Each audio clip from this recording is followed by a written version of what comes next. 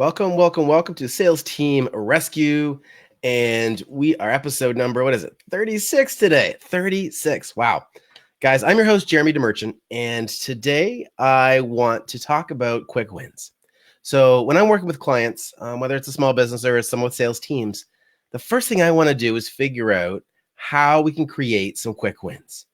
Because we've all been in situations where we've invested in some kind of support, some consulting, a coaching program, something where we get in, we pay our money, and we're kind of waiting. And then we start going through the content and we're like, what happens next? And eventually we find something else. A lot of us do this anyway. We don't finish it. We get distracted. And I don't want that to be the case with anything that I'm creating or providing for you or any of my clients. So what I start to do is I start focusing on quick wins. How do I start showing my clients immediate return on their investment? How do I generate sales now? Okay. When I work with sales teams, we normally look at a 12-month agreement, but I want to give them their return on their investment. Like I want them to make their investment back in the first 4 weeks, like 30 days, 1 month. And so we do that by focusing on quick wins. And I want to talk a little bit about that today for a couple of reasons. One, if you are in a space where you're providing services to somebody, how can you provide those quick wins to them? How can you give them that jump start, that head start, that get them in this state where they're fired up, right? It's like if you've ever been in a situation where you wanted to get in better shape, health wise, and it can be a long process, right? Like I know for me at one point, I went through a large weight loss, and there was these little steps, and day by day, it was these like little compounding activities, but I wasn't seeing the wins very quickly. And sometimes that gets discouraging. And I know, like for me and a lot of people, when that happens health wise, it's easy to fall off the bandwagon. So, how do we make sure that that's not the experience for our clients or our customers? How do we create these quick wins? How do we find them? So, to give you an idea, when I work with somebody that has a sales team, there's a few areas that I want to look at. One is past clients. Okay, who do you have for past clients that whose needs may have changed since they last stopped working with you, or whose businesses may have grown, or maybe something was happening in the world right then that it didn't make sense for them to continue, or God forbid, you didn't have a next stage of an offer to provide to them at the time. Okay, what can you offer them? They already know you. Hopefully they still like you, and hopefully they still trust you, right? Let's assume everything went well. It's a positive experience. You just didn't have any next steps. So they know you, like you, they trust you. What can you do to continue to support them? What is that next step? What problem do they now have? And one thing that we hear a lot about in the online marketing space is every time you solve a problem, you create a new problem. And I'm not sure who originated that statement, but it's a better quality problem ideally, right? Like you're a solopreneur, you don't have any time, you want to scale your business, great. So have somebody come in depending on the size of your business, like Hands Off CEO, for example, total rockstar company. They come in and help you scale your business, build it up, and put those pieces in place. Well, you have this, then you have the increased capacity. Great. Now, how do we increase sales? And then as I come in and increase sales, I sometimes create more capacity problems. So then you've got, for example, the team at Hands Off CEO, and there's other companies that do this as well. I just work closely with these guys, and they help increase the capacity, right? So what problems are you creating in your business or for your clients once you've solved the immediate problem? And then how can you go back and help them with that? So that's how I would find a quick win for you. Okay. Who did you work with that had a great experience and just weren't ready, or you didn't have a right offer prepared for them to go one step further? Okay. 2, your current clients. Who are you working with now that you could provide some added value to? How can you, add on some other components? So maybe you're someone like, let's say Matt Tebow, who does lead generation for a lot of service companies. If you've got, and I don't know everything that he does, but he's a rock star at lead generation. So when he provides lead generation for, let's say, construction companies, right? What else could you offer? right? Could you offer some added, search engine optimization for their website, maybe, or some process to help them get testimonials from past clients, right? There's other ways you can do that. So um, I use Matt as an example at Savant Marketing. He's just a friend of mine, good guy, and there's ways once you have that trust built that you can continue to add on, right? How do you add more value?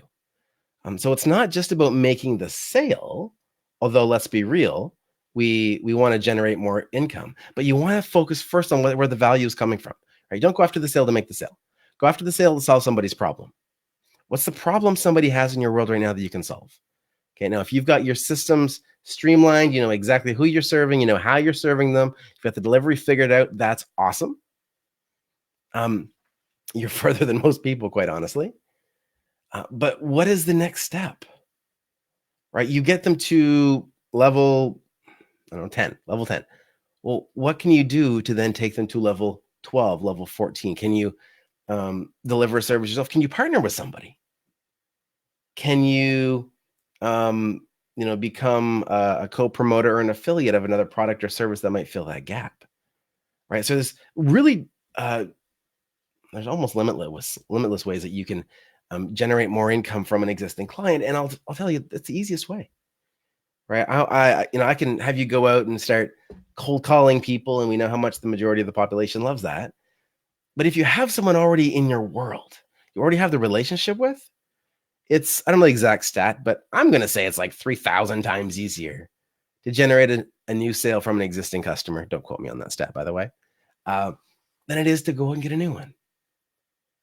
So focusing on your existing customers, even if it's just retaining them for an extra year or an extra quarter or whatever it is, depending on what you're offering, what the cycle looks like. How do you continue to keep that revenue coming while continue to delivering that value? So that's the key piece. Now, talked about past customers, talked about current customers. Now we go to well, those are probably the lowest hanging fruit. But the next step is, who's your ideal client that you haven't called yet? Who's the person that if you talk to them, they could either be a huge deal for you, or they could connect you with somebody. And maybe you're 1 or 2 degrees away from that decision maker for that ideal client of yours that you can help.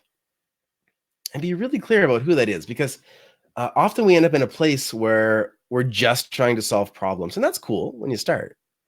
But if you're running around trying to solve problems for everybody, you tend to go way out of your lane.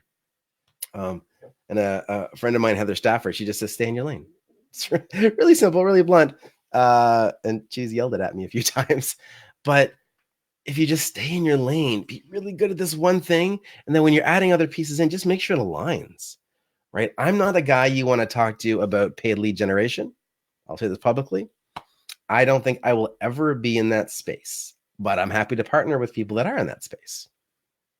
I will probably never be someone that will specifically teach public speaking. I love public speaking. I love learning, and I love helping people. But that's not so much within my business model. That's not in my lane. So I'm going to partner with one of, I've got a couple different speaking mentors that I use. And if you've been watching me for any amount of time, I love Toastmasters. So I'll drive people to those places, right? So I want to stay in my lane, but in some of those situations, I might be able to generate a referral fee or an affiliate fee. And I try to be as transparent as I can about that.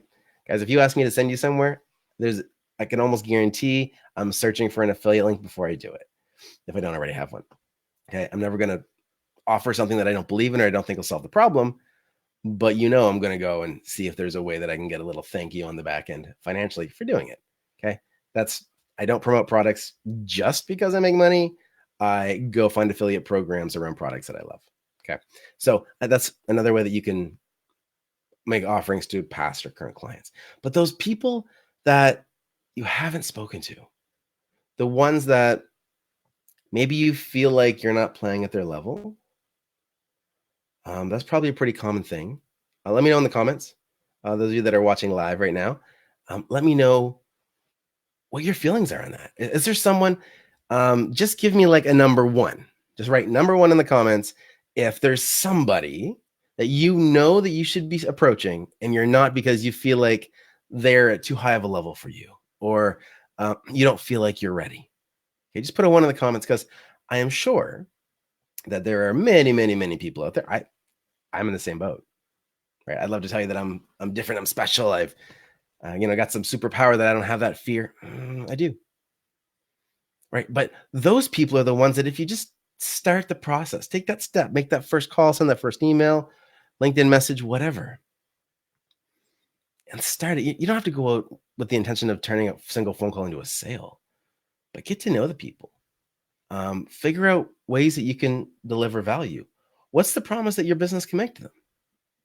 Are you in a place where, like for me, if I reach out to a sales team, if they qualify, there's a good chance I can add $5 million to their income over 12 months, or $5 million in sales, let's be clear.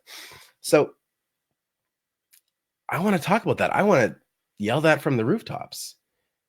And if you have a sales team and you're generating, between $4 and $5 million a year in your business, call me. Let's go double it the next 12 months. Let's go do that.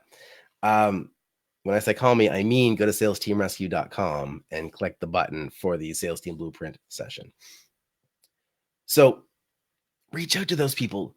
And I would challenge you to continue to think of people week after week of who you might want to reach out to. And I get it. Like, this is challenging. It can be overwhelming. And if you're a sales rep, okay, and you've got leads coming in, and that's great, but you always seem to have a little extra time, you should be doing the same thing. Who do you know in your world? Who can you reach out to? Can you go generate leads for your company on LinkedIn? Can you generate leads for your company on Facebook? Just being in Facebook groups, LinkedIn groups, just putting some messaging out there. Do you have content on behalf of the company you're representing that you can share that can get some engagement?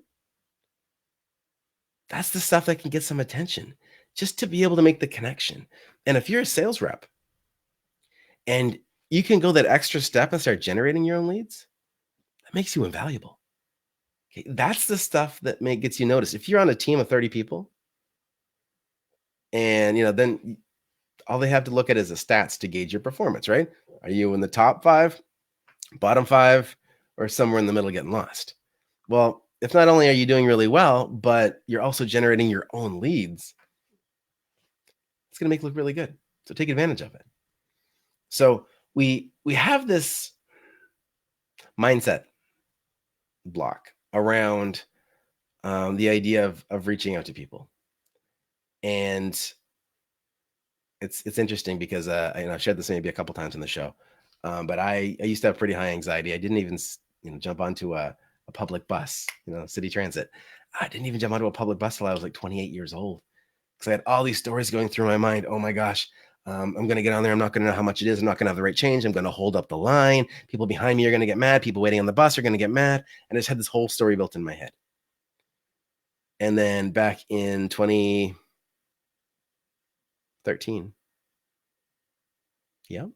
2013. I think. Hold on. Yep. I had to look at my graduation ring.